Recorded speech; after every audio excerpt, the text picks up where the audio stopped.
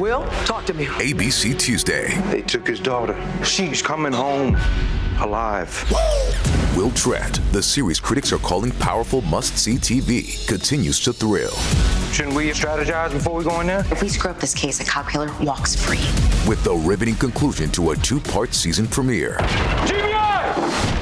Help me! Get down! Will Trent, all new Tuesday on ABC and stream on Hulu. Lowe's knows how to help make your Super Bowl 59 party a touchdown. Let us help you prep your home to host with top brands like Charbroil, Blackstone, and LG, so you can be the MVP of game day. Plus, use the Lowe's app to find what you need for a seamless shopping run. Or huddle up with our Lowe's Red Vest associates to help make all your game time hosting decisions. Will, talk to me. ABC Tuesday. They took his daughter. She's coming home alive. Will Trent, the series critics are calling powerful must-see TV, continues to thrill. Shouldn't we strategize before we go in there? If we screw up this case, a cop killer walks free. With the riveting conclusion to a 2-part season premiere. GBI! Help me! Get down! Will Trent, all new Tuesday on ABC and stream on Hulu. This is Hidden Killers Week in Review. A look back at the most prolific stories of the week. Welcome to the podcast. If you'd like to listen to an ad-free version of this episode and all of our episodes, then search True Crime Today Premium Plus on Apple Podcasts and press subscribe. That's our premium channel where all of our ad-free and advanced episodes live, all in one place. True Crime Today Premium Plus. Search it on Apple Podcasts and press subscribe. Even try it for 3 days free. The blood washed away, but the guilt never does. Welcome to Hidden Killers with Tony Brueski, featuring psychotherapist and author Siobhan Scott.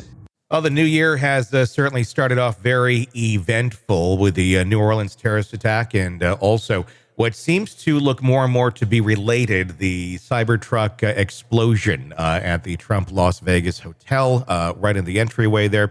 Which, incidentally, we were standing there picking up a cab earlier this year. We were at the mall right next door, and that was just where the Uber went to. And it was like, oh, my God, we were right there.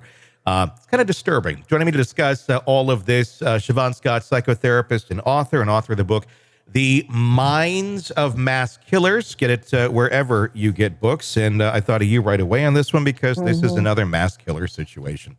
I'm just going to open it up to you. What was your initial thoughts here as these stories started coming in over the last handful of days?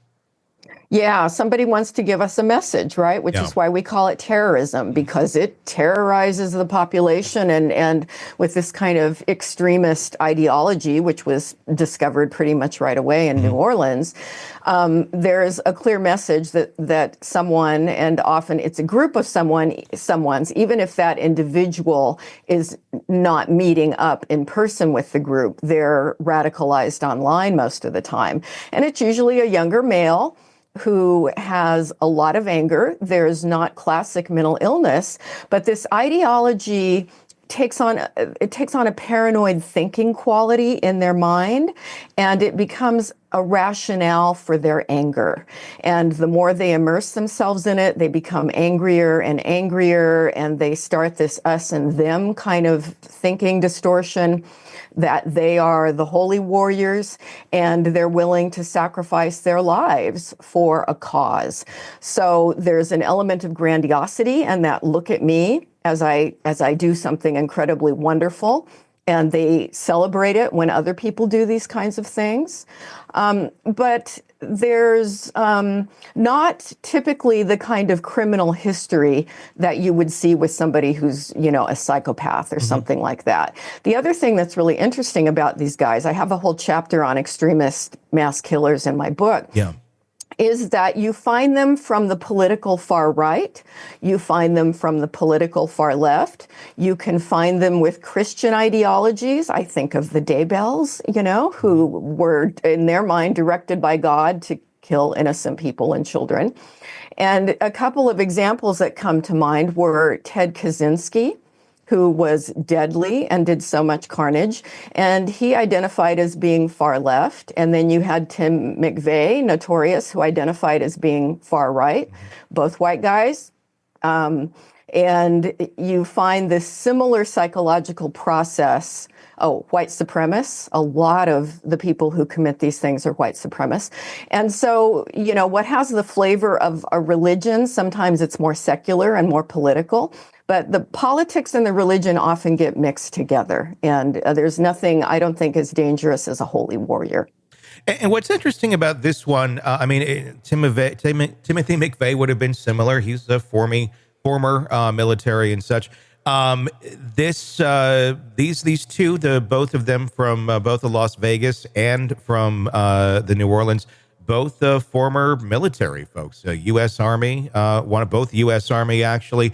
And what we're learning now is there's some overlap of time where they both served at the same place at the same time. And as of our recording, there's a lot of research going into that right now. As of this moment, we just don't know whether that overlapping service at Fort Bragg indicates some sort of connection. I would say it would be very shocking if it did not, the coincidence that this all kind of puts together.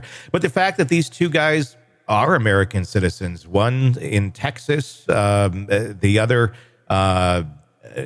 in Colorado Springs, Colorado, both have lived their lives here in the country. The one from New Orleans, where obviously there was far more carnage, spent 10 years in the Army, has 2 kids, some failed divorces, failed marriages, twice divorced, financial difficulties, living in squalor, basically, as I've heard a lot of publications call it out.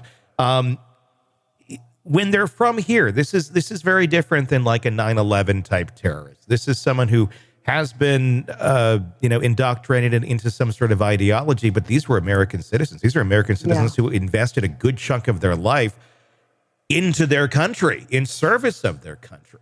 I think a lot of people's heads kind of spin going, how did we go from that to this? Yeah. And this is something that's not commonly understood. I think I go over the data to some degree in the book, but a lot of mass killers, often the shooters, have a military history, which is why they're so comfortable with firearms.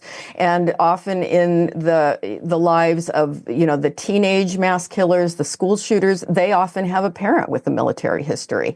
So there's something about the comfort with weaponry and violence and explosives. I think sometimes a person who has been increasingly radicalized through their online activities, their thinking becomes very distorted. And logically, it doesn't add up, but that's sort of the human mind. They can be very emotionally driven. And here's a reason for their anger. And I think a lot of people have anger about a lot of things. And then they latch on to this belief system. And all of a sudden, they have justification for it, which feeds it. And they study other similar people online. They copycat. There's patterns that you see over again. Certainly, they're not all identical. You will find different life histories with them. But the psychological process is very similar, even with those in foreign countries. I think what makes it kind of shocking is you just think about how folks grow up here in America, and you think about how folks grow up in foreign countries, specifically like Saudi Arabia and such, where we saw the 9/11 attackers, majority of them coming from. And it's obviously insanely different. One, you have cultures that really, promote a level of violence. I'm not saying all as a whole. So before anybody's like, not everybody, of course they're not. But you certainly have more groups out there in the public that are accepted as basically a sect of a public group. And it's pretty large. We don't necessarily have like there's no ISIS coffee shops at the end of the road. Are there people out there who sympathize? Sure. But it's not to the level that we see mass quantities of them as we would in the Middle East and such. So to be radicalized, they go online and they begin that radicalization process. But again, what's shocking, I think, to most is the recipe that would have built somebody over there to fall in that line. I understand that a little bit more over there because it's a messed up way of thinking to begin with, so I can see how you can easily fall into that. When you're here and you've done such a chunk of your life in American society in service to your country, to suddenly flip that around and somehow believe that the best option for whatever your cause is to go run over a bunch of drunk people on New Year's Eve? Yeah. What are you demonstrating? Like, what is going on in that mind that this is the religious cause, or this is the solution to your problems? Yeah. It's not terribly rational, is it? It doesn't make sense. But culture teaches us who the enemies are. And it teaches us that there's virtue in killing the enemies. And it also shows the power of online culture. You know, that these people typically, if you trace their steps online, you'll find that they have spent years often immersed in online cultures. And of course, they're communicating with actual ISIS people in the Middle East online, because these people do all find each other.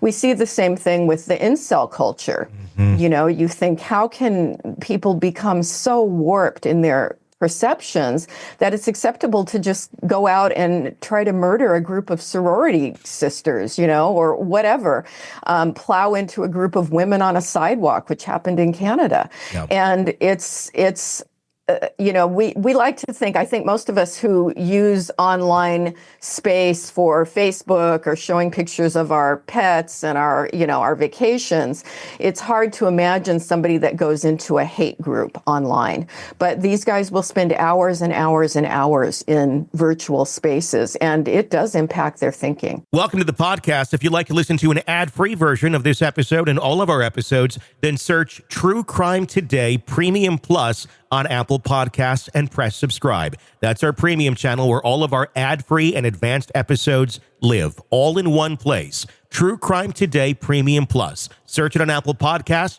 and press subscribe. Even try it for 3 days free. You're in the thick of a true crime saga, every detail sinking in.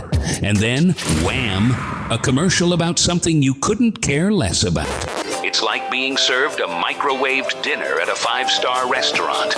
But it doesn't have to be this way. Go for True Crime Today Premium Plus on Apple Podcasts. With True Crime Today Premium Plus, you get uninterrupted, ad-free episodes, extended interviews that dig even deeper into the muck, and early access so you can brag to your friends. It's like ordering the secret menu at a crime buffet. So, search for True Crime Today Premium Plus on Apple Podcasts, subscribe, and savor every twisted detail without interruption. Will, talk to me. ABC Tuesday. They took his daughter. She's coming home alive. Will Tratt, the series critics are calling powerful must-see TV, continues to thrill. Shouldn't we strategize before we go in there? If we screw up this case, a cop killer walks free. With the riveting conclusion to a 2-part season premiere. GBI! Help me! Get down! Will Tratt, all new Tuesday on ABC and stream on Hulu. Will, talk to me. ABC Tuesday. They took his daughter. She's coming home alive. Will Tratt, the series critics are calling powerful must-see TV, continues to thrill. Shouldn't we strategize before we go in there? If we screw up this case, a cop killer walks free. With the riveting conclusion to a 2-part season premiere. GBI! Help me! Get down! Will Tratt, all new Tuesday on ABC and stream on Hulu.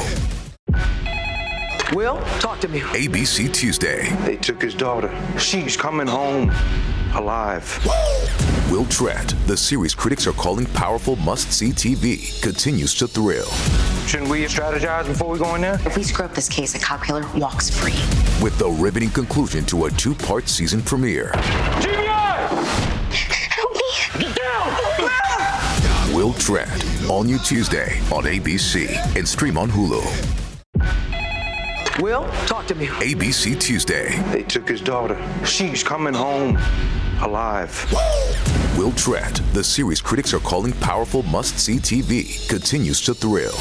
Shouldn't we strategize before we go in there? If we screw up this case, a cop killer walks free. With the riveting conclusion to a 2-part season premiere. GBI! Help me! Get down! Will Tratt, all new Tuesday on ABC and stream on Hulu. Will, talk to me. ABC Tuesday. They took his daughter. She's coming home alive. Will Tratt, the series critics are calling powerful must-see TV, continues to thrill. Shouldn't we strategize before we go in there? If we screw up this case, a cop killer walks free. With the riveting conclusion to a 2-part season premiere. GBI! Help me! Get down! Will Tratt, all new Tuesday on ABC and stream on Hulu. Will, talk to me. ABC Tuesday. They took his daughter. She's coming home alive. Will Tratt, the series critics are calling powerful must-see TV, continues to thrill. Shouldn't we strategize before we go in there? If we screw up this case, a cop killer walks free. With the riveting conclusion to a 2-part season premiere. GBI! Help me! Get down! Will Tratt, all new Tuesday on ABC and stream on Hulu.